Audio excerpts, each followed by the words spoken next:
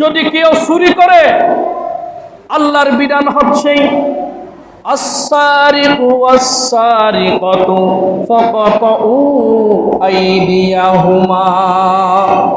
যদি কোনো মুসলমান চুরি করে, চুরি যদি সাক্ষীতে যদি প্রমাণিত হয়ে যায়, আল্লাহর বিধান হচ্ছে হাত কেটে দাও।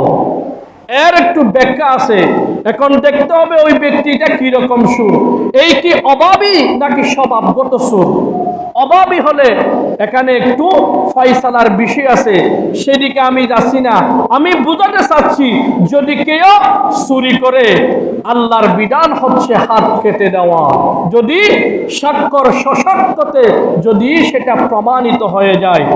এখন আমাদের দেশে গ্রামে গঞ্জে যদি কোনো মোবাইল চুর, যদি পকেট মার, এমন গরু চুরি করে, বিভিন্ন ধরনের ছোটখাটো চুরকে যখন আমরা পাই, জনসম্মুখে এনে তাদেরকে গাছের সাথে বেঁধে এমন ভাবে মার দেওয়া হয়, বলে আর কি কোনোদিন চুরি করবি? কথা কোন ঠিক কিনা? কিন্তু ভাই বন্ধুগণ, কষ্ট লাগে, দুঃখ লাগে। দেশের কোটি কোটি টাকা তারা মানুষের সম্পদ আত্মসাৎ করে নিজের দেশ থেকে বাহিরে তারা পাঠিয়ে দিচ্ছে।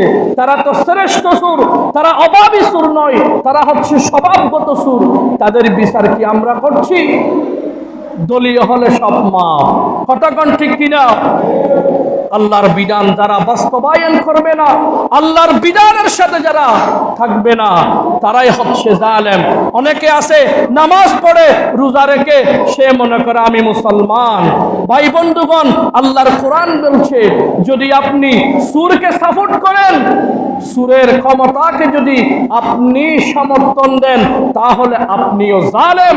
আর যারা জালেম তাদের স্থান হচ্ছে জাহান্নাম। বলি নাউযুবিল্লাহ।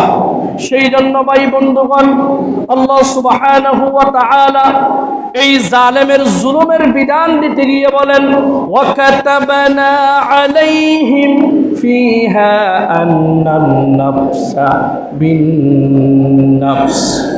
ওয়া কাতাবানা আলাইহিম, আমি লিখে দিয়েছি, আমি নির্ধারণ করে দিয়েছি, ফিহা আন্নান নাফসা বিন নাফসি, যদি অন্যায়ভাবে কেউ কোনো মানুষকে একটা ছোট্ট সোয়ারদে আঘাত করে, আল্লাহর হুকুম হচ্ছে ওই ব্যক্তিকে যেইভাবে আঘাত করা হয়েছে ঠিক তাকেও সেই রকম আঘাত দিয়ে এর জবাব দিতে হবে। ওয়াল আইনা বিল আইনি, যদি কারোর চোখে যদি আঘাত করে, চোখ যদি এই রকম করে যদি বাহির করে ফেলে, আল্লাহর বিধান হচ্ছে ওই ব্যক্তির চোখ বিধান, ওই ব্যক্তির চোখ বাহির করে ফেলতে হবে। ওয়াল আনফা বিল আনফি, যদি কেউ কারো নাকে আঘাত করে, তার নাকেও আঘাত করতে হবে। ওয়াল উজুনা বিল উজুনি, যদি কেউ কারো কান কেটে দেয় অথবা কানে আঘাত করে, ঠিক তাকে সেই রকম আঘাত করতে হবে। এটা হচ্ছে ওয়াসিন্না বিসিন্নি, যদি কারো দাঁত ভেঙে দেয়, দাঁতে আঘাত করে, অনুরূপভাবে যেই আঘাত করেছে বিচার ফয়সালা এনে তাকে অনুরূপ আঘাত করতে হবে। এটা হচ্ছে আল্লাহর বিধান।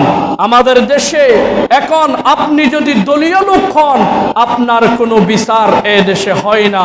কথা কোন ঠিক কিনা? আপনি এই আয়াতকে অস্বীকার করছেন। আপনি যত নামাজি হন, আপনি রোজাদার হন, এটা যেমন আল্লাহর বিধান। মানুষকে অন্যায়ভাবে যদি কতল করে, যদি আঘাত করে, এর প্রতিবাদ যদি আপনারা না করেন, আপনারা হচ্ছে জালেম, আর জালেমের স্থান হচ্ছে জাহান্নাম।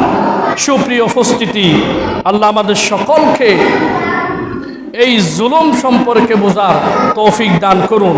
সকলে বলুন আমিন। একজন জালেম সে মনে করে আমি ক্ষমতায় চিরকাল থাকব, ক্ষমতা কাটিয়ে সে অনেক টাকার পাহাড় করছে, মানুষের উপর জুলুম করছে, সে মনে করে সফল। কিন্তু ভাই বন্ধুগণ, আল্লাহ সুবহানাহু ওয়া তাআলা বলেন, ومن أظلم ممن افترى على الله كذبا أو كذب بآياته إنه لا يفلح الظالمون। সূরাতুল আনআমের 21 নম্বর আয়াতে আল্লাহ বলছেন, যারা জালেম তারা কখনো সফল কাম হয় না। তারা মনে করে আমরা সফল, কিন্তু আল্লাহ বলছেন না, যারা জালেম তারা কখনো সফল নয়। সুপ্রিয় উপস্থিতি, এখন আসুন জুলুমের ফকার। জুলুম দুই ফকার। জুলুম কয় ফকার? জুলুম হচ্ছে দুই ফকার। একটা হচ্ছে আল্লাহ সম্পর্কিত জুলুম, আরেকটা হচ্ছে বান্দার সম্পর্কিত জুলুম। অর্থাৎ আল্লাহর সাথে জুলুম মানে আল্লাহর সাথে শিরিক করা, আল্লাহর সাথে শিরিক করা।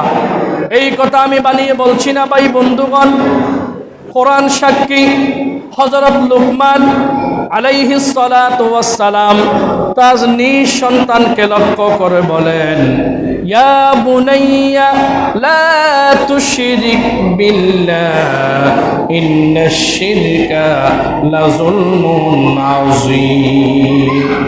ইয়া বুনাইয়া, ও আমার সন্তান, তুমি আল্লাহর সাথে শরীক করিও না, আল্লাহর সাথে শিরিক করিও না। কেননা ইন্নাশ শিরকা লাযুলমুন আযীম, শিরিক হচ্ছে মহা অন্যায়। যেমন যারা দুনিয়াতে হাজার হাজার গুনাহ করল, কিন্তু তাদের আমলের মধ্যে কোনো শিরিক নেই, আল্লাহ সুবহানাহু ওয়া তাআলা বলেন, ইন্নাহু মান ইউশরিক বিল্লাহি ফাকাদ হারামাল্লাহু আলাইহিল জান্নাহ। নিশ্চয়ই যারা আল্লাহর সাথে শিরিক করবে, আল্লাহ তাদের জন্য জান্নাতকে হারাম করে দিয়েছেন। বলি নাউজুবিল্লাহ। আজকে আমার শিরকের বিষয়টা নয়, সেই জন্য আমি শিরকের উপর কথা বলছি না। বান্দার উপর যে জুলুম করে, এটার উপর কথা। আল্লাহ রসুল যখন বিদায় হজের ভাষণ দিয়েছিল, আল্লাহ রসুল সেখানে অনেক কথা বলেছিলেন। তার মধ্যে থেকে 3টি কথা আমি আপনাদেরকে শোনাতে চাই। আল্লাহ রসুল বলেছেন, তোমাদের রক্ত, তোমাদের সম্পদ, তোমাদের সম্মান, এইগুলা হচ্ছে তোমাদের উপর হারাম করা হলো। তোমাদের রক্ত মানে রক্তপাত করা, অন্যায়ভাবে জুলুম নির্যাতন করে মানুষকে হত্যা করা, এগুলা হারাম। এরপরে তোমাদের সম্পদ, মানুষের সম্পদ ক্ষমতা খাটিয়ে জুলুম করে, ক্ষমতার দাপট দেখিয়ে, মামলা দিয়ে, হামলা দিয়ে মানুষের সম্পদ বক্ষণ করা, এইগুলা তোমাদের জন্য হারাম। একজন সম্মানী ব্যক্তি, তাকে মামলা দিয়ে, হামলা দিয়ে মানুষের কাছে লাঞ্ছিত করা, এগুলা হচ্ছে আমি রাসূল তোমাদের জন্য হারাম করে দিয়েছি। সম্মানিত হাজিরিন, সেই জন্য সাধারণত আমরা যদি পৃথিবীর দিকে তাকাই, যারা ধনী তারা গরিবের উপর জুলুম করছে, যারা মালিক তারা শ্রমিকের উপর জুলুম করছে, যারা শক্তিশালী তারা যারা দুর্বল তাদের উপর জুলুম করছে, যারা ঊর্ধ্বতন কর্মকর্তা আছে তারা অধীনস্থদের উপর জুলুম করছে ক্ষমতা কাটিয়ে। সেই জন্য সম্মানিত উপস্থিতি, আল্লাহ সুবহানাহু ওয়া তাআলা যুগে যুগে যারা জুলুম করেছে তাদেরকে পৃথিবী থেকে লাঞ্ছিত করে দিয়েছেন। আজ আমাদের হৃদয় অত্যন্ত ভারাক্রান্ত, আমাদের অন্তর সুস্থ নেই। আপনারা গত 2-1 দিন আগে দেখেছেন, বর্বর ইহুদি খ্রিস্টান আমার আপনার একজন মাকে তারা কুকুর লেলিয়ে দিয়েছে। তার অপরাধ একটাই, ওয়ামা নাকামু মিনহুম ইল্লা আন ইউমিনু বিল্লাহিল আজিজিল হামিদ। ওই আমার মায়ের একটাই অপরাধ, তারা পৃথিবীর কোনো মানুষের কাছে মাথা নত করতে চায় না। তারা একমাত্র আল্লাহকে তাদের রব মেনে নিয়েছে, আল্লাহ রসুলকে তাদের নেতা বানিয়েছে। তারা কোরআন নিয়ে থাকতে চায়, ইসলামকে সংস্কৃতি হিসাবে লালন করার কারণে ওই আমার আপনার একজন মাকে ফিলিস্তিনের জমিনে ইহুদিরা, বর্বর ইহুদিরা তারা হিংস্র একটি কুকুরকে লেলিয়ে দিয়েছে। বলি নাউজুবিল্লাহ। আজকে আমাদের দেশে আমরা যারা ক্ষমতাশালী, আমরা ক্ষমতাকে টিকে রাখার জন্য মানুষের তাবেদারি করছি। গোপনে গোপনে আমরা সুফি, কিন্তু ভিতরে ভিতরে আমরা হচ্ছে সুদী। আমরা মানুষকে টাকা দিয়ে ক্ষমতায় টিকিয়ে থাকতে চাই। সেই জন্য আজকে আমাদের ভিতর দুর্বলতার আসার কারণে আমরা প্রতিবাদ ভুলে গেছি। শুধু তাই নয় ভাই বন্ধুগণ, পৃথিবীর যেই দিকে দেখবেন পার্শ্ববর্তী আরাকানের মুসলমান, তাদেরকে আমরা অনেকে ঘৃণা করি। তারা যদি ভালো হতো, তাদেরকে বাংলাদেশে কেন পাঠিয়ে দেওয়া হয়েছে?